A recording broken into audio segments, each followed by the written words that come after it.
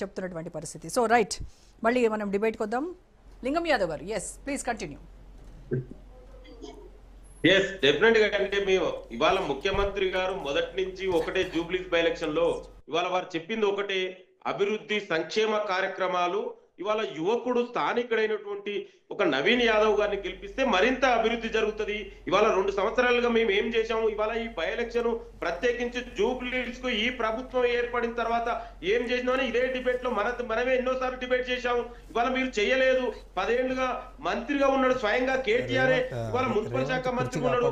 మరి ఆయన హైదరాబాద్ కి ఏం చేసిండు, ప్రత్యేకించి జూబ్లీస్ కి ఏం చేసిండు, అక్కడ బస్తీలలో జీవితాల ప్రజలు ఏమన్నా బాగు చేసిండా?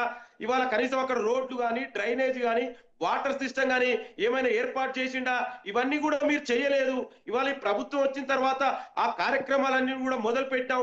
మొన్ననే మీరు చూసి కొల్లూరులో కూడా ఇవాళ అక్కడ హౌసింగ్స్ కూడా ఏర్పాటు చేయడం జరిగింది. ఇవాళ వాటర్ సమస్యను తీర్చడం జరిగింది. బస్తీలలో కాలనీలలో ఆ డ్రైనేజ్ సిస్టమ్ ఇవాళ పైపులు అవన్నీ కూడా ఏర్పీయడం జరిగింది. అంటే ప్రజలకు ఈ ప్రభుత్వం చేరువగా ఉండి ప్రజా సమస్యలను తీరుస్తూ ఇవాళ ఎమ్మెల్యేగా నవీన్ యాదవ్ అని గెలిపిస్తే ఈ అభివృద్ధి మరింత ముందుకెళ్తుంది. ప్రజలు మా మీద విశ్వాసం ఉంది, మీ మీద నమ్మకం లేదు. మీ 10 ఏళ్ల పాలన చూసిర్రు, మీ దుర్మార్గ పాలన చూసిర్రు. ఇవాళ కేటీఆర్ ఏ విధంగా అహంకారంగా మాట్లాడినండి, ముఖ్యమంత్రి అనే వ్యక్తిని కూడా ఎట్లా మాట్లాడిండు. ఒక యువకుడు బీసీ వ్యక్తి పోటీ చేస్తే అతన్ని కూడా ఇష్టారీత్ర మాట్లాడిండు.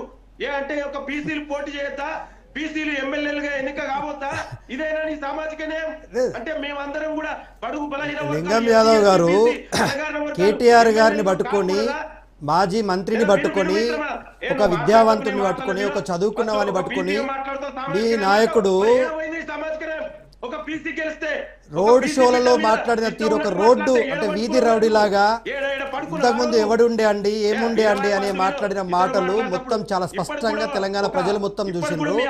అధికార గర్వంతో మీకున్నటువంటి ఈ అధికారం శాశ్వతం కాదు మిత్రమా, గుర్తుపెట్టుకో. గెలుపోటములు అనేటువంటిది సహజం.